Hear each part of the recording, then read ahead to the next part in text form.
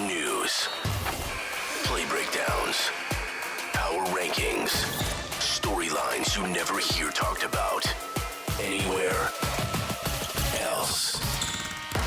It's all straight shots here, fired by straight shooters. S and Gun. This is the Objective Basketball Podcast.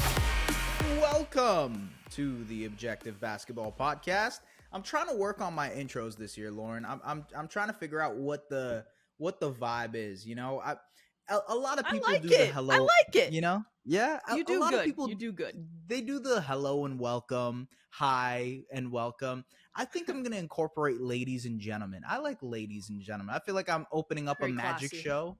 You know, Yeah, very classy. Exactly. I hear it. Okay, ladies and gentlemen. The regular season is, you know, if you're listening to this, you're probably listening to this on Tuesday. The regular season is about to start today, okay? We've got two matchups. It's the Lakers, it's the Nuggets, it's the Suns, it's the Warriors. It is going to be awesome. The 82-game regular season starts today. But we also want to do some award predictions. We want to do some guessing because what's the point of day one if not for ridiculous predictions that we're all going to be wrong about?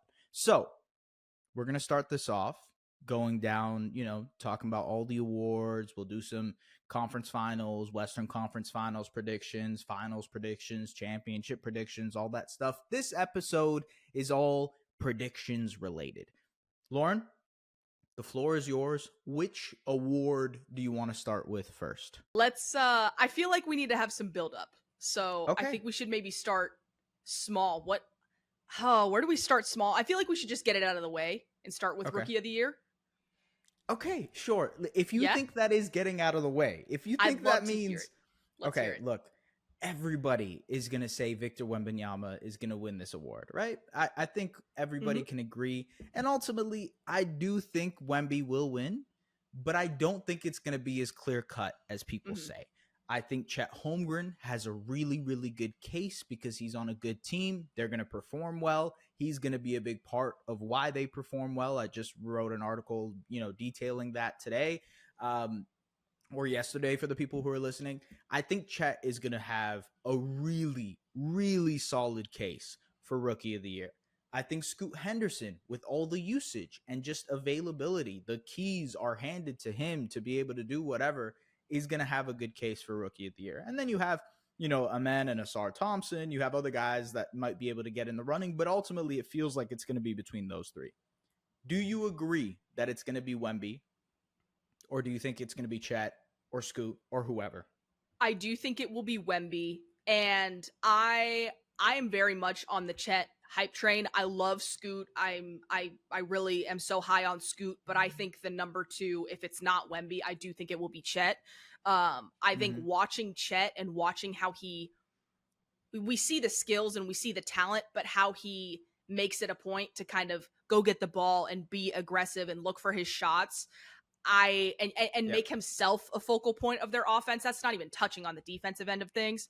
I do think he's going to be the number two there, and kind of on the flip side to that. As much as I love Scoot, I think Anthony Simons is in for a big year, and I think Shaedon Sharpe is also looking to take that next step as well. So that's a little bit of just usage and naturally to kind of juggle there. But I think those three are for sure in the running. And if I had to base it on who's most likely, it's got to be Wemby for me.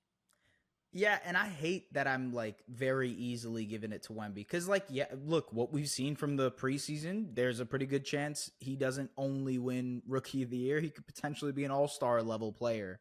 That's how good he has looked in the preseason. Now, to be honest, preseason basketball is very different from regular season basketball.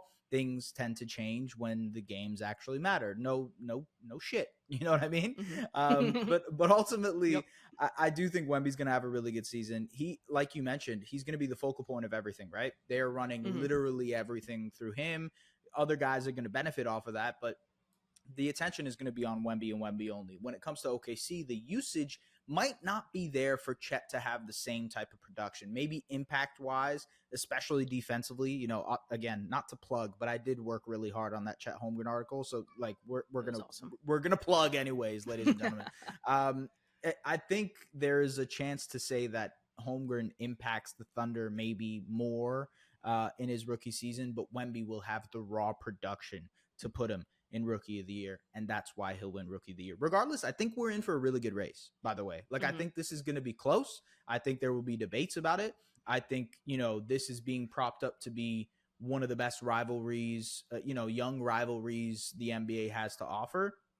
I think for that reason, this is going to be a really good Rookie of the Year race. Do you think that's true?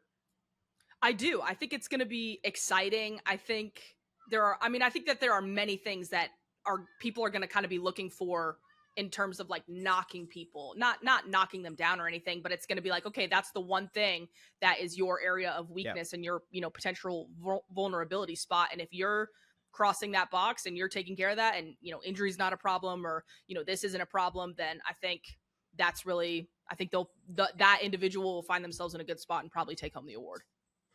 That's the other thing, by the way. The whole player participation, 65 games thing does not apply to Rookie of the Year. It's not going to impact Wemby or Chet if they decide to miss a chunk of the season for injuries or whatever. So it's literally just going to be production, who we think is deserving of the award. And I think that makes this much more interesting, because I have a feeling Wemby will rest a little bit. Maybe even Chet, coming off a season where he got a leg injury. Yeah, maybe he sits a couple of games as well here and there. So who knows what will happen? But again, going to be a very, very exciting Rookie of the Year race. Okay. Fairly easy, fairly straightforward, fairly simple there. How about we go to something I think maybe I feel like is kind of not straightforward, but there are only a few options here. Okay. How do you feel about Coach of the Year? Okay. All right. So this Do you have a spicy take here? I feel like you have a spicy take. The way you said, okay. Maybe. Why? Maybe. I mean, honestly, I was doing a little bit of, what are people saying out there? Who are the popular?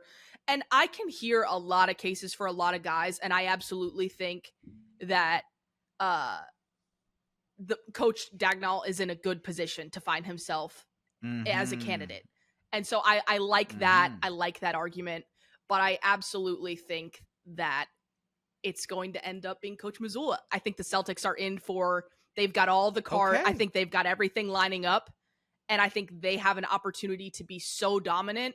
And if they don't get it done, I mean, I think it could get real hot real quick. Like, you know what I mean? Like, they are in such a good position. I think that this is the year for them. More so than any. And I honestly did not think that I would be saying that. But I do think that this is the year for them. And it's time to go get it done. And I think they're going to be in a prime position to get Coach of the Year and maybe even another award. Oh, very nice. I feel like I know what you're hinting at there.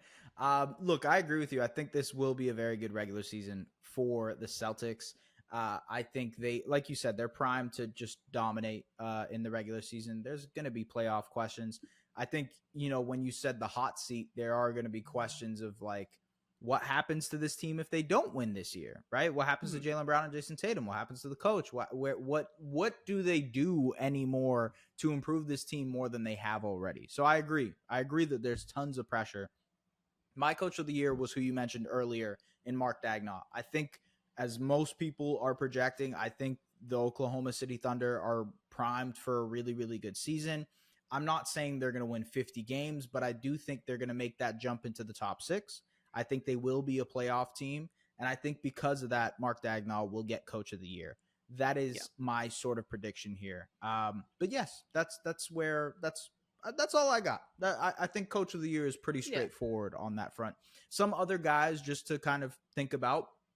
JB Bickerstaff for the Cleveland Cavaliers. I think there's a chance that happens, although he might be another one that like kind of is on the hot seat here. Darwin Ham for the Los Angeles Lakers. Definitely. I could see that happening. Frank Vogel for the Phoenix Suns, just because, new head coach, maybe there's a possibility there. And Adrian Griffin, rookie head coach. He's coaching Giannis and Damian Lillard. They're probably going to win a bunch of games. Maybe that happens. The betting favorite right now is Mark Dagnall, though. So maybe we're kind of leaning into the favorites too much here. Whatever. Regardless, I do think Coach of the Year is probably straightforward in that realm. But also, you know what? I wish we could go back and check what my predictions were last year. But I think I predicted that Mike Brown would win Coach of the Year. If I'm wrong, if I'm, you can make me eat my words. But yeah, I don't know. Okay. What's another easy one? Do you want to go to MIP? We can MIP do feels MIP. hard. It Okay. is hard. I'm glad you phrased it that way because when I look at it, let's go MIP. When I look at it, Hmm. I say, okay, I always go back, and this is a terrible way. I recognize a terrible way to look at it, but I'm like, are we in for a Ja Morant MIP type year or a Right. Lowry Markkinen type MIP year? And I Right. genuinely think that it's all kind of teeing up for, well, on one hand, you could make an argument that for MIP Ja Morant style, it's probably going to be Anthony Edwards. It could be Right. Mikal Bridges. Yeah. It could even be someone like Tyrese Halliburton. Like, I Yeah. could see any of those. Um, on the flip side, I think that there's a large number of guys that could take the Lowry Markkinen type leap. Hmm. And so this one to me is the most wide open I for agree me. with you. So Yeah, I agree. I do There's a think from lot a of conversation to have durability, here. Yeah. yeah, for me, I chose Anthony Edwards. I think everything is similar to what my mindset on the Missoula pick. I think everything is teeing up for him nicely to be competitive, to be impactful on both ends of the floor, to be surrounded by the right pieces that will Hmm. honestly make him look really, really good, Yeah. and just make his life easy. And so I think that they've just had a little bit more time to figure things out. What I think about the Minnesota Timberwolves and where their season is going to go is different, but I think Anthony Edwards is in a really good position to take home this award. Where are you at? So your official selection is Anthony Edwards. You are going the John Is Morant Anthony route. Edwards? Okay. I am. All right. I Fair am. enough. Look, Ant is one of the more favorited picks here as I'm looking at one of these sports books, looking at the betting. I think it's a fair pick. I think the Team USA stuff kind of propped him up. He's going to be reaching that star level, if you will. I hear all the arguments for it. I actually think Minnesota is going to be really good this season too, just because they missed Cat for 50 games last year. They now have an opportunity to be healthier. Jada McDaniels, who just signed a nice, massive contract, will be able to step into a new role. Yeah, look, ultimately, I think the Timberwolves are up for a good year. I think Anthony Edwards is going to be a big part of that. So maybe that gets consideration for MIP. I have a different way to look at this, just because, hey, why the hell not? Right? Let's mix it up a little bit. Yeah, let's hear it. I have Jalen Green winning Most Improved Player this year because I think a lot of Jalen Green has been awesome. If you look at his Basketball Reference, if you look at his stats, right, raw numbers, he's a great scorer. But I think in the areas that the Rockets address this summer, he's going to be able to be more efficient. He was not an efficient scorer whatsoever. He wasn't even a good free throw shooter over the course of his first 3 seasons in the league. So I really do think now that he steps into a role with a guy like Fred VanVleet beside him, with a guy like Dylan Brooks beside him, with other players that can kind of make life easier on him, he's going to get open looks. He's going to get easier shots. He's going to be more efficient. He might go from a 20-point per game scorer to a 25, 26, 27, 28-point per game scorer. I really do think he can explode like that. And yeah, that's what I'm betting on. It takes a while for these score first shooting guard types to adjust to the league. You mentioned it with Anthony Edwards, but like, there is that little bit of a workaround to figure out how he's going to be able to use and leverage his athleticism, his skills to be the best scorer he possibly can. I can hear the argument for Ant. Ant is way further along than Jalen Green is, but I do think that Jalen has a good shot at winning Most Improved Player. Now, to be fair, there are a lot of other guys out there that probably have a really good shot. They have the usage available to them as well. Mikal Bridges is a guy that people love to talk about because he's going to be spoon-fed the ball for the Brooklyn Nets. Tyrese Maxey is a really, really good name because no more James Harden. He's going to get the green light to do whatever he wants as the lead guard for the Philadelphia 76ers. Jordan Poole, another guy, tons of usage, just copious amounts of usage. He's going to shoot like 25 shots a game. Maybe he'll miss 25 shots a game, but he's going to take those shots and he's going to be ready for them. So maybe Most Improved Player for Jordan Poole. Anthony Simons is another guy. Cade Cunningham. These, like there's so many names to go through. There is 100%.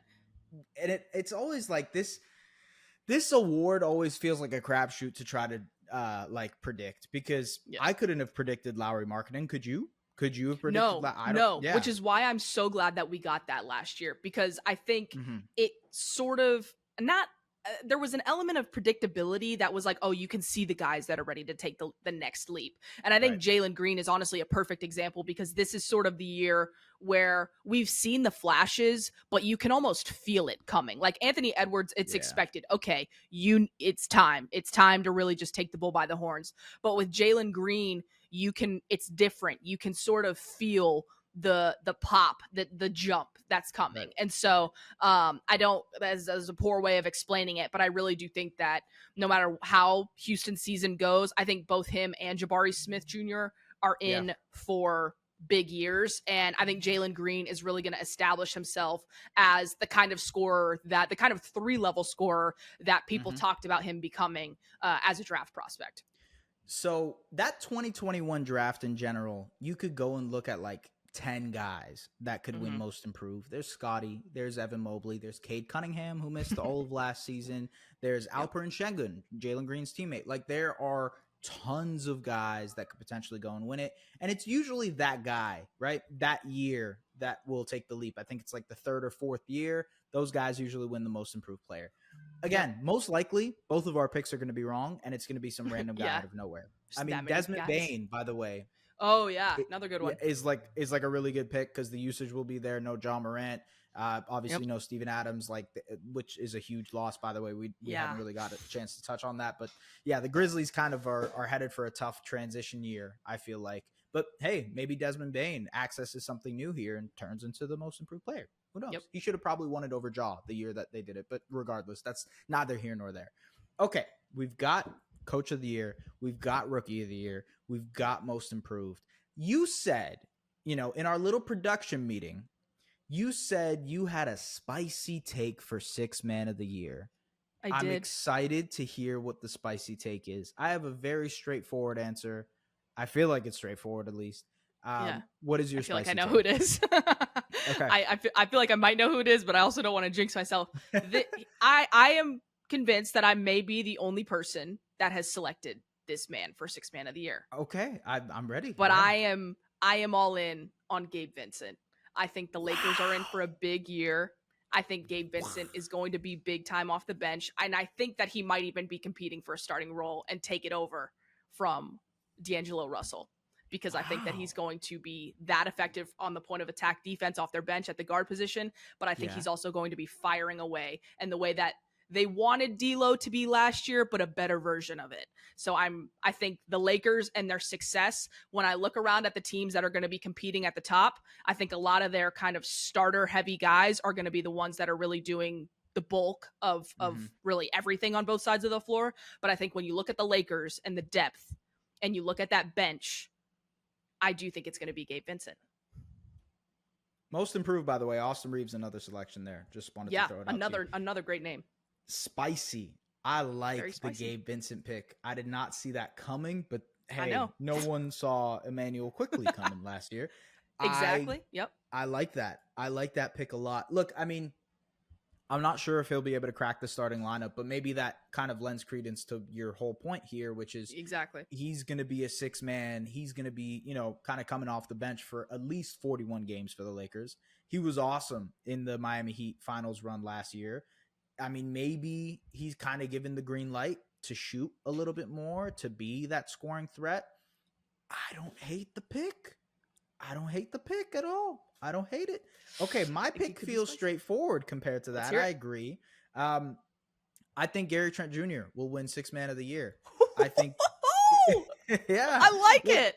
Yeah, there we go. Okay, so look, I think Gary Trent Jr. will win Sixth Man of the Year because ultimately he's not going to come off the he's not going to start. I think the starting job is Dennis Schroeder's, and if he is coming off of the bench, he's going to be a massive part of this team. He's going to play starter-like minutes. He's going to play 30-plus minutes a night just because of the shooting required for that team and how important he is to that. He works incredibly well with Scotty Barnes. He works incredibly well with Pascal Siakam. He is the perfect plug-and-play guy next to the stars of that Raptors team. So ultimately, I think he's due for a really, really good point season. He can score the hell out of the ball, and as long as he's shooting the ball well, I think he can put up like 16 to 18 points off of the bench. That being said, you look back at last year's Sixth Man of the Year, Malcolm Brogdon, He averaged 15 points a game, right? This is a points per game type of award. It's just going to be based on the productivity a guy has coming off of the bench. You know, Emmanuel Quickley was lauded for his defense last year. I think that was part of it. But ultimately, how much you score off the bench is going to be a big case for the sixth man of the year. And I think Gary Trent Jr. is going to score a lot. I think he's going to be closing a lot of games for the Raptors. He's going to be playing starter-like minutes, most likely getting starter-level usage, and he's going to win sixth man of the year. That's my bet. I like it. I do like that. It's the type of I feel like we have a similar logic in terms of how is it all going to play out, because it can be real easy to say, oh, I hear that name, and that's not, well, what about Emmanuel Quickley, or what about these names? But when you really think Chris about Paul? Some people bring up yeah, Chris Paul. I almost said Chris Paul, but I was like, I feel like it's too in your face kind of thing. You know what I mean? Yeah. And so I just wanted to go a different route. And I also, when you think about how it's going to play out, what the rotation could look like, how it may change, and how the players that we talked about bring something specific to the table, I think that's what ultimately makes the most sense in terms of how we based our picks.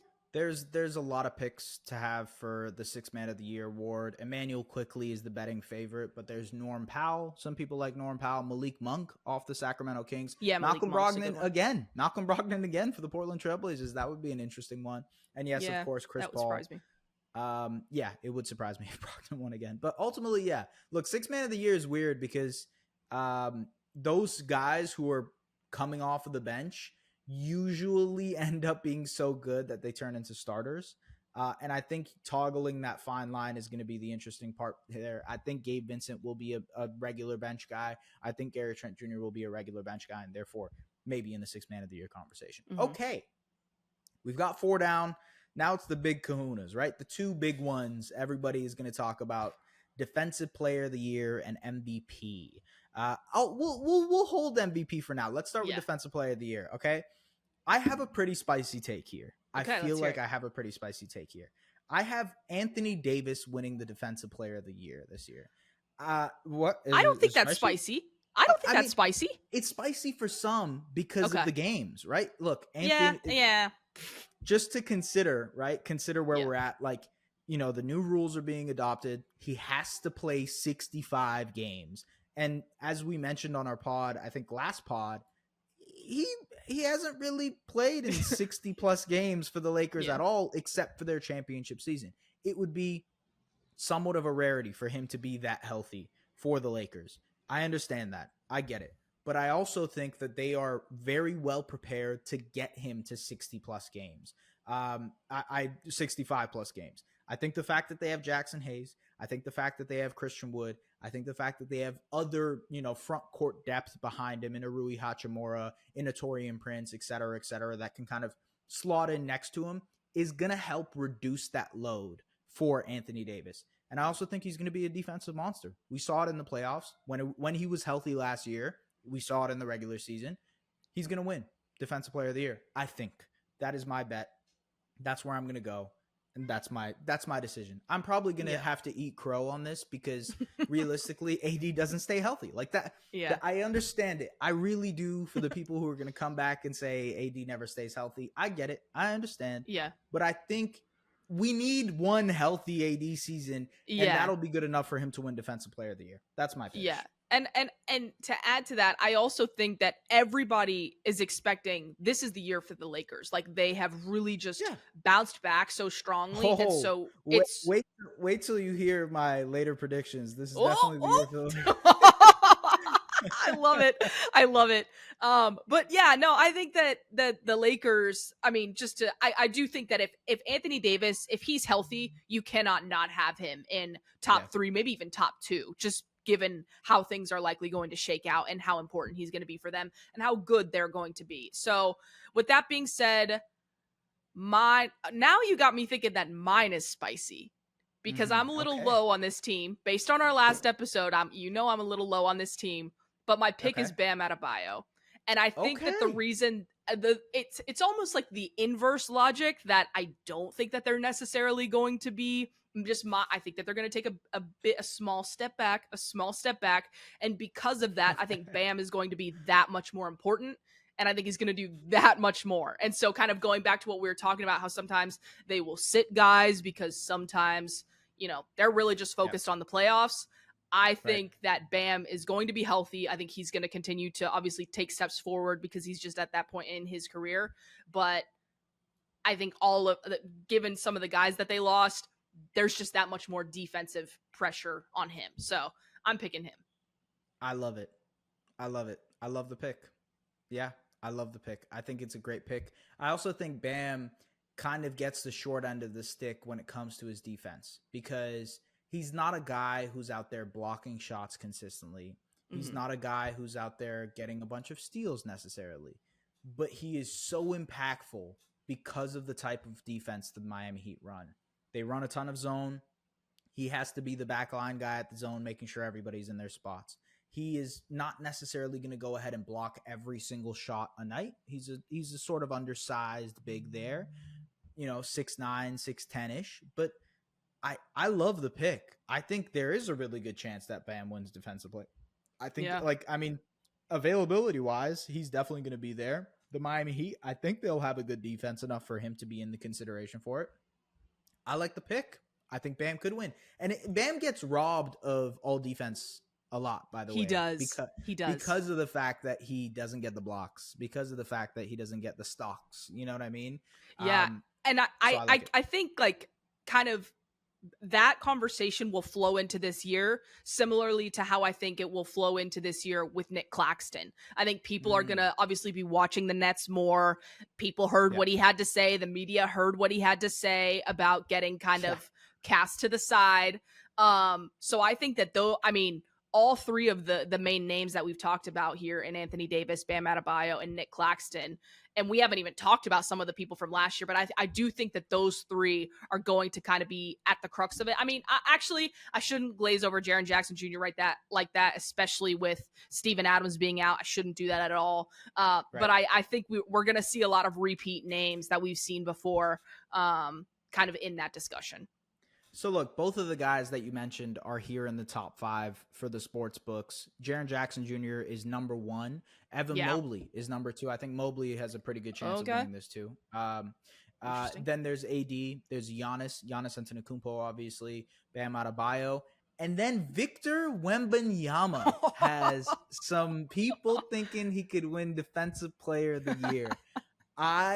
Look, unless the Spurs are in play-in contention, unless they're in a play-in spot, I would be pretty surprised if he won Defensive Player of the Year, even if he was a shape-shifting defender like he has been.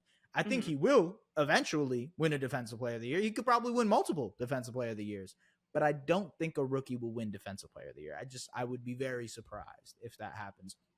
Yeah. Especially because he's not necessarily on a team that's going to be winning, right? Yeah, I'm with you there. Okay, cool. Now to the big conversation here, MVP. And you know what, Lauren? I'll preface this. I think this is one of the most open MVP races in a while. I agree. Yes, there will always be Jokic will always be involved. Giannis will always be involved. Joel Embiid will always be involved because they're freaking amazing, right? But also, there's Shai Gilgeous-Alexander. There's Luka Doncic. There's Zion Williamson. If he ever stays healthy, is a good name to throw out there. Luka Doncic. Did I mention Luka? Yes, Luka is also in that conversation as well. Kevin Durant is a guy who some people bring up. I don't know. There's a lot of names that you can kind of throw out there that could potentially win MVP. I just want to kind of, before we even pick our guys, I want to go out and mention some of the people that are on this list. Nikola Jokic being number 1. He's favored right now to win the MVP. Luka Doncic, Giannis Antetokounmpo, Jason Tatum, Joel Embiid, and Steph Curry. I went off the board compared to those names for MVP. Who did you pick for your most valuable player? A lot of it with how loaded I think they are for the regular season, how prepared they are for the regular season and the playoffs. I think it's Jason Tatum's year. I think we've got a healthy mix of voter fatigue. It kills me because I want this to be Luka's year. I really do. But they've got some big things that they need to do before they make that happen. And right now, I do think that the best move for them, I'm not even going to get into that right now because I could go down a whole rabbit hole. I think Jason Tatum is the one. I think it's his year. I think he's ready. And it's another award that I think is just primed for him to take. I honestly think the biggest thing is voter fatigue here, but we'll see how it shakes out. I'm with you. It is as open as ever. So there is one thing. Tatum starts out the year a little slow. Like if he can get over that, if he can not start the year slow, if he like comes out of the gate, like just bursts out of the gate, right? And he's putting up 30-point games, 40-point games, et cetera, I think he could get ahead of the MVP conversation. And then if the Celtics are winning, you know, if they're the first seed, if they're the second seed, if they're like running away with the Eastern Conference, he's going to have a great case. I even had him here. So I made a prediction, I made a predictions list like last month, and I put Jason Tatum as my MVP. So I hear you. I get it. I think Tatum is a great pick. I think he's bound to eventually at some point get an MVP award. I think with this current team, without Marcus Smart, he's going to be asked to do a lot more playmaking. His playmaking needs to improve if he can get to that level. He's obviously a good defender. I think ultimately there's a lot of easy ways to see Tatum winning the MVP and becoming the first American MVP since Steph Curry. So yes, I agree. I can hear it. I understand. I'm going to go ahead and say my MVP this year just because I want to, just because I can, just because it's our podcast and I'm willing to go ahead and take a deep dive here. I am going to say the MVP will be Shai Gilgeous-Alexander. Yeah. I love it. I love it. Look, I just think OKC is ready for a huge year, man. I really do. Too. I think they're ready. I think like there's going to be a lot of conversation about who's leading that team. SGA was top 5 in MVP voting last season. He is a consistent 30-point per game guy. In the FIBA World Cup, he showed an impressive improvement as a 3-point shooter. His 3-point shooting has consistently improved every single season. And I think this year he's going to add a very consistent 3-point shot. Does that get him to, I don't want to say James Harden range, because James Harden is like Michael Jordan range in terms of points per game, right? 37, 38. Like that's, I don't know if we're going to be able to get that from SGA. But SGA is going to win the scoring title, in my opinion. I think he's going to win the scoring title. I think OKC is going to have a great year because of it. I think he's going to be more efficient than he ever has been because of guys like Chet Holmgren, Jalen Williams, et cetera, et cetera. And I think he's going to be great in terms of playmaking for those guys, getting easy buckets, getting easy assists. SGA is going to lead the Oklahoma City Thunder to a top 4 seed in the West, and he's going to win MVP. That is my prediction there. There we go. I'm with you. I got it. I agree. I agree that he will win the scoring title, and I agree that they will be a top 4 seed in the West. I really do think, because what I think a lot of people maybe don't necessarily think about when they're going, when you're maybe predicting going into the season, is the flexibility and the guys that are going to be on the open market that are going to be available for addition to make an in-season acquisition, in-season addition, and not just having the assets to do it, but is it the right time to do it? And there are several restricted free agents out there. We just saw that today, guys that didn't necessarily sign their rookie contracts. And while I don't think that for OKC that would necessarily make a whole lot of sense because you're still dealing with the money, another young player, they have so many options and there are going to be so many available players and names that they could just slide in, especially when they already have so many prototypes already checked off their box. It will be so easy to just slide guys in. And if they hit the ground rolling, like it's really looking like they will, this could be the year that maybe they don't go all in on a star or anything like that, but they maybe try and make another veteran addition, maybe former all-star or anything of some of these guys that come available. And I think that is almost, you should almost expect it to happen, even if it's just a veteran role player. And they're just, God, they're going to be moving and grooving. They're so dangerous this year. I'm worried about really OKC. Good. Yeah, I mean, yeah, no, I agree. It's just so weird to me because usually the team that everybody is in agreement on, that is going to take that step, that's ready to kill it, doesn't, you know? Yeah. They don't. They usually like, it's like a delayed start, if you will. And, you know, maybe next year is OKC's turn to be whatever we're kind of talking about them to be. But I do think there's some validity to this being the case here for OKC. They look so good in the preseason too that I'm kind They of did. convinced that this is going to be a really big year for them. And I think, if we're considering that big jump from the team and the main guy on that team is SGA, I think at the very least he's going to be in the MVP conversation, even if he doesn't win it. So that's sort of my reasoning, my logic for that. Yeah. Okay, so now to the conversation of predictions and sort of like where we see teams ending up. Number 1 seed in the Eastern Conference. Who wins the East in the regular season? I'll just go ahead and tell you right now. I think the Cleveland Cavaliers win the East. I think they win 60 games. I think Max Strus and George Niang are going to absolutely cook. It's just going to open up their offense even more. They were the number 1 defense in the league last year. I think they could end up being a top 10, ish offense, maybe more. You know what I mean? And I think ultimately that's going to help them out a lot. I expect leaps from Evan Mobley. I think Darius Garland is continuing to improve. And yeah, I think the Cavs are going to have a really, really good regular season. Does that mean they become playoff juggernauts? Maybe not, but I do think they will have a good regular season. So Cavs, number 1 East. Fair enough. I don't hate that. I don't hate that one bit. I do think that they're going to have a good regular season. I went with the obvious. And by the way, that's going to put a lot of pressure. I was just going to say that's going to put a lot of pressure. Like I remember last week you mentioned the whole Donovan Mitchell stuff and the pressure that's kind of mounting. I think them winning a lot of regular season games and maybe not being as great in the playoffs is going to put even more pressure on the whole Donovan Mitchell thing, because what is Donovan Mitchell sort of become known for here between Utah and Cleveland if the Cavs end up winning 60 games and flaming out in the playoffs again? So yeah, exactly. That's sort of the thing I got here. I got Cavs number 1 East. Did you go with the obvious option? I heard you say that earlier. I did. Yeah. I went with the obvious option here. I think they're going to have the best defensive backcourt in the league with the Boston Celtics. I think that they're really kind of prepped and primed. I keep going with that phrase, but I really do think that it's the case this year with Boston.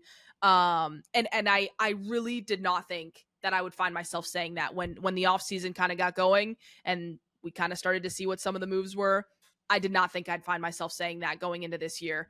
But I've been impressed with what they've done. And I think from a durability standpoint, even though Drew has had his moments, I think that they're going to be in a really solid spot. And to me, if it doesn't happen this year, we'll probably get into that on another episode, I'm sure. But to me, when you talk about is it going to happen? Yeah. It's got to be here. So we'll see. But I'm going with Boston to lead the Eastern Conference. I agree. There's so many solid arguments to that I can't disagree with that. I think if any year, it's this year for the Celtics. And I've said that all along when it comes to their chances of winning an NBA championship. There's a lot of pressure on this season because of the whole Jaylen Brown contract, because of how cap strapped they are going into the future. But if you look back at finals history, the NBA champions of past, there's teams that get over the hump, the teams that keep knocking at the door and finally getting into the championship status. And then there's teams that flame out, right? The Celtics this year feel like it is the split road, right?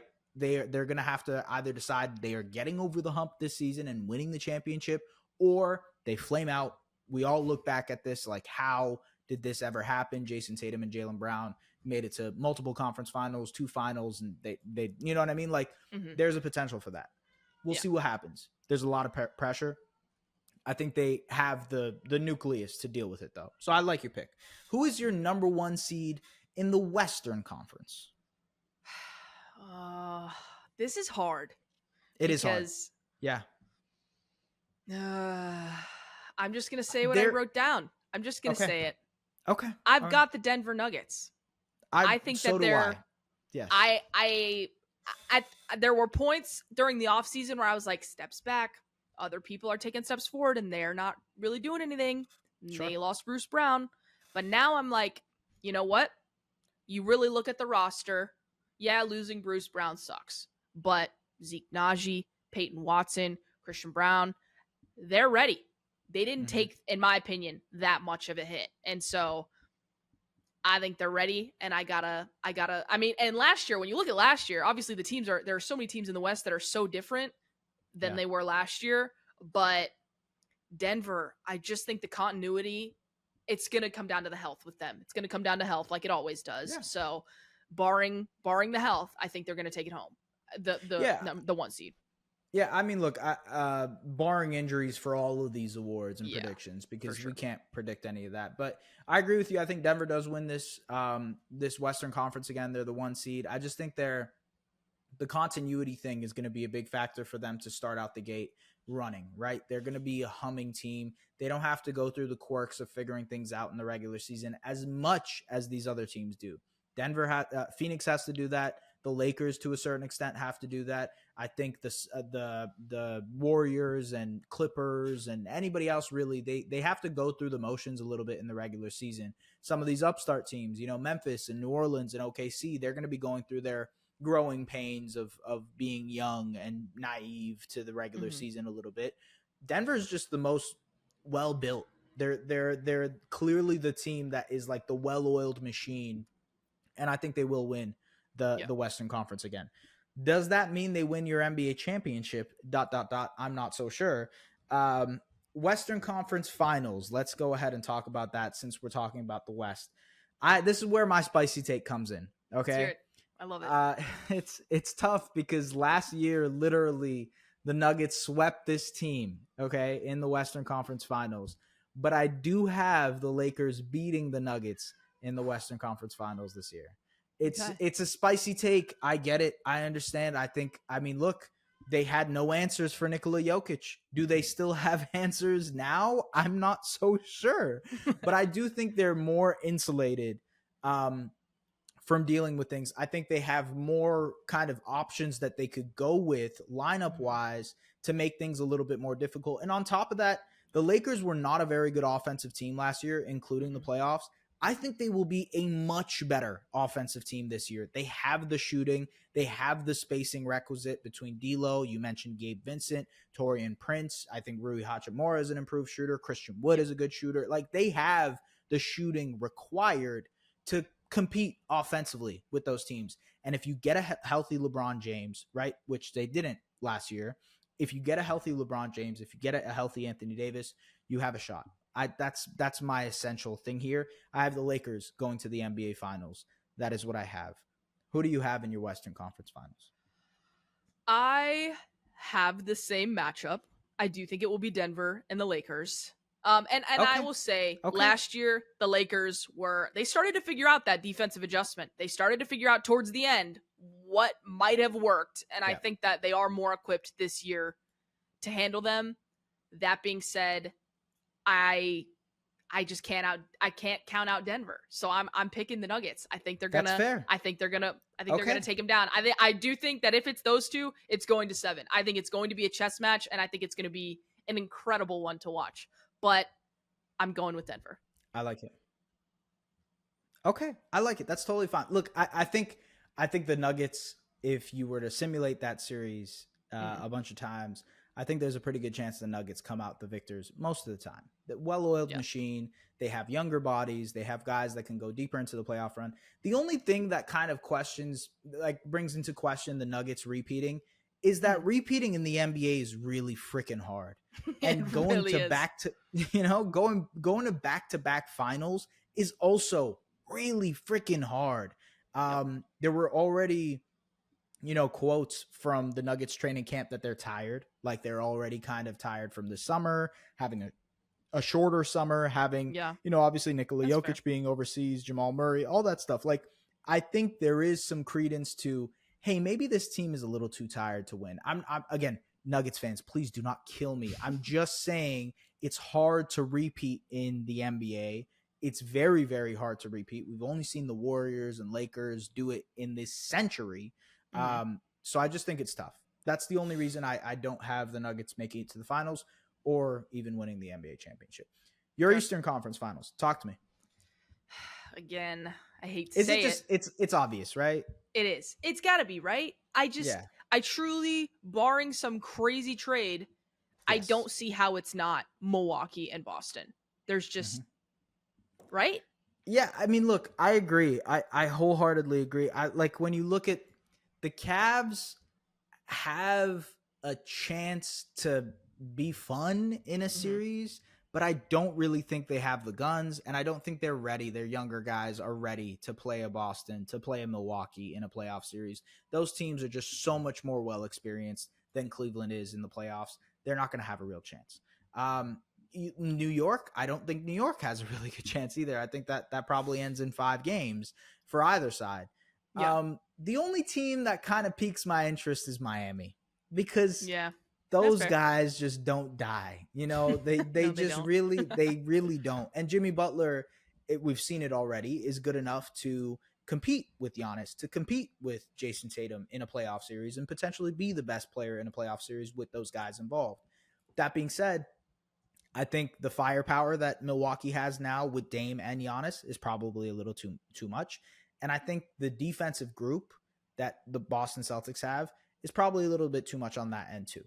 That being said, if I had to pick a team that Miami could upset between those two, it'd be the Boston Celtics. I just think I think there's like they've got their number type of thing. Yeah. And hey, you could say that about the Bucks too, because they've beat the Bucks in the playoffs as well. Yep. But I don't know. It's just a fundamentally different team, this Milwaukee team. Giannis just signed an extension. They seem happy to be there. But I don't know, man. I don't think, barring any, like you said, barring a massive injury, it would really surprise me if we don't get a Bucks Celtics conference finals. Now, that being said, the conference finals could happen earlier than the conference finals.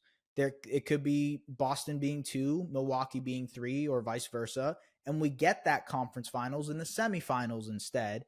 And, you know, Cleveland or Miami or whoever ends up in the conference finals facing off against them. But ultimately, I think the real conference finals will be between those two, and they'll face off in the playoffs at some point. So who do you have winning and get in there? Because you have, so let me get this right. Between the Celtics and Bucks, who do you have winning that matchup is the question. Who do I have winning the matchup? I have Milwaukee winning the matchup. Oh, okay. I sure do. All right. So I had the Celtics winning that matchup. I think Celtics. Yeah, I think most people probably do. No, but like there's arguments for both, you know. Absolutely. And I think I trust the Celtics defense a little bit more. I think they have what it takes to guard Damian Lillard in the playoffs. That's fair. I think the size question, I think the size question with Giannis is going to be an issue for Boston, but ultimately, I think I would trust. Trust isn't even the right word here. They're both really good teams. This is going to go 7 games. And it just depends who has home court advantage and whose players are performing the way they should. I think I'd lean Boston, though. You're leaning Milwaukee. So yours would be a Milwaukee-Denver finals. Sure I would. have a Lakers-Celtics finals. Which Lakers-Celtics? Classic. Yeah. Okay, who do you have winning that finals then, if it's Milwaukee-Denver? I hate to say it. I've got Denver winning it. I do. You got the Nuggets repeating. I do. Repeat. I don't. It's going to be difficult. I think most people, and I do think most likely probably you're going to have an Eastern Conference team winning in terms of how much they just loaded up. But right. I think Denver's going to have their opportunity. They're young. Denver's young. They're still ready, but they're young. I think Denver's going to have their opportunity to kind of go out and maybe make some moves to bring in some more veterans, or maybe kind of round things out a little bit. I think that opportunity is going to be there for them. It's just going to be, how aggressive are we? Where do we think we need to improve? But I think Denver, I talked myself back and forth, because on one hand, I had this whole conversation in my head about, could Damian Lillard win the MVP? And I actually think he could. It wouldn't surprise me. And so I wouldn't be surprised. I go so back and forth on how hungry Milwaukee is and how they just pushed all their chips in. And so, but at the same time, I can't count out how dominant Denver just was. So I'm giving them that as my official answer, final answer, locking it in, the Denver Nuggets. The Denver Nuggets. Okay. So I love it. Cool. Rock with it. Repeat champs. First repeat champs since the Warriors. They would be the 3rd team to repeat in this century. It would be very impressive. I'd be so down. I'm a Jamal Murray guy, Canadian. Hello, hey, rocking. I'm rocking with you. Yes, I'm down. Count me in. But I've got Oh, this is so crazy. This is so crazy. I have got the Lakers beating the Celtics in the NBA Finals. They are the champions. That's what I had a think will feeling. happen. I just think year 21 LeBron, I think he's going to be more healthy this season. I don't know to what extent that will be. There's a lot of question marks around this Lakers team. For the people who are wondering how outlandish this take is, I understand. They're not the favorites here to win. I think Boston, Milwaukee, Denver, even Phoenix have better chances to win the NBA championship this season. I have the Lakers winning because, one, I really think that they did an incredible job in the offseason to insulate their stars. Their stars will be much more rested going into the playoffs this year.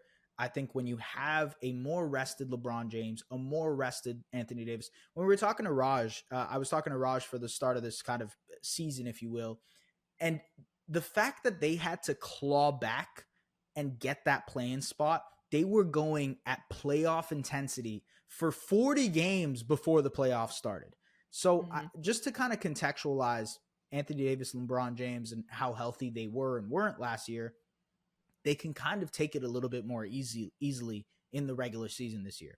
I think Austin Reeves will have a good year. You mentioned Gabe Vincent. I agree with you. I'm not sure if he'll win Sixth Man of the Year, but I agree that he'll have a good season. I think their additions of Christian Wood and Rui Hachimura and all that stuff is going to work. And also, I will say they also have the salaries to make a trade at some point this season. I would not be surprised if they go after a Buddy Hield. They still have a first-round pick that they can give out there. I would not be surprised if they get involved for another player if they decide to. It's the Los Angeles Lakers at the end of the day. So I will say there are some caveats to this, but I do like the Lakers winning an NBA championship this season. I think that is the way I see it, the way I envision. And if we're going unorthodox, I think it'll be a weird year ultimately. And this is why I'm summarizing this in, to quote unquote, like summarize our awards and predictions. The reason I went so strange with my predictions was because I do think it'll be a weird NBA year. It's wide open. There are a lot of teams that can make their case for winning an NBA championship.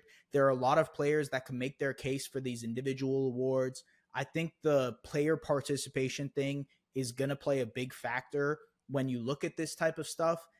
And I think it's an even playing field. Yes, Boston. Yes, Milwaukee. They are the top dogs in my opinion, but they also lack depth. They are also like entering the year one of those type of teams. Obviously there is some continuity there, but ultimately it's still year one of Dame and Giannis, year one of Drew Holiday and Derek White and all those guys being there instead of Marcus Smart. It's a question to have. I think there are still questions with those teams, and that's why it makes it even. And that's where I'm going with it. That's all I got. What do you got to finish this off? Because I feel like I was really spicy with my predictions this year. And I don't know if I like the fact that I was spicy with my predictions.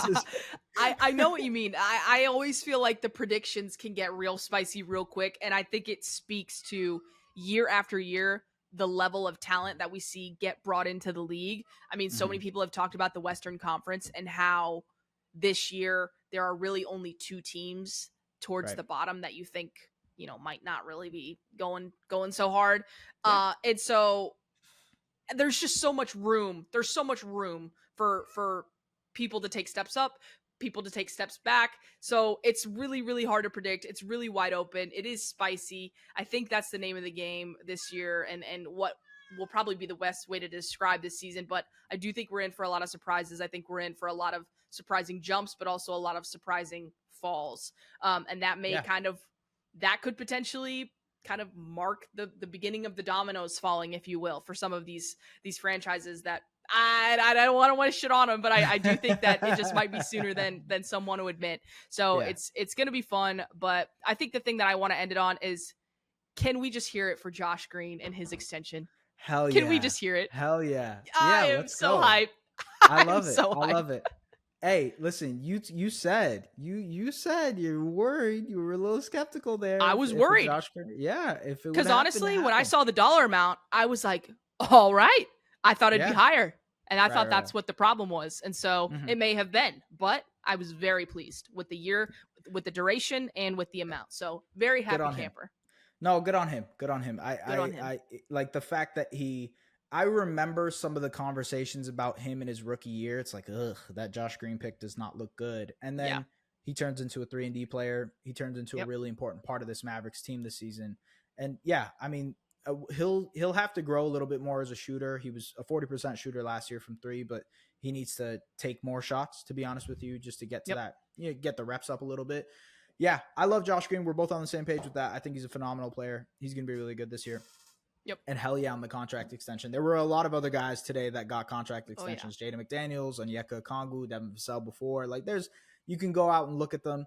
We didn't really talk about them, to be fair, but ultimately I think some of them were kind of straightforward. Yeah, expected. Onyeka Okongwu, another guy. We'll see. We'll see what happens throughout the regular season. There's a couple of guys whose extensions are kind of on the table. Klay Thompson, Pascal Siakam. We'll see what happens. We will see what happens. And that's why, ladies and gentlemen, this regular season is so damn fun. It's not only the games, it's not only the basketball, but it's also everything in between that kind of gets us going, right? This objective basketball podcast is in love with the transactional stuff as much as it is in love with the basketball stuff as well. So thank you, everybody. By the way, just before we head out here, I just realized that I picked the Lakers over the Nuggets in the conference finals, and the Lakers and Nuggets are playing an opening night. And most likely, if you're listening to this, you're either listening to it before or after the game. So I really hope the Lakers don't embarrass me on national TV. Thank you very much for tapping into the Objective Basketball Podcast. Do the liking, do the subscribing, do the things you guys always do to help support this thing. And we will see you guys later. Take care. Follow hosts at Just S. Farahini on all socials and at The Lauren Gunn on Twitter. The Objective Basketball Podcast, delivering the NBA to you like no other.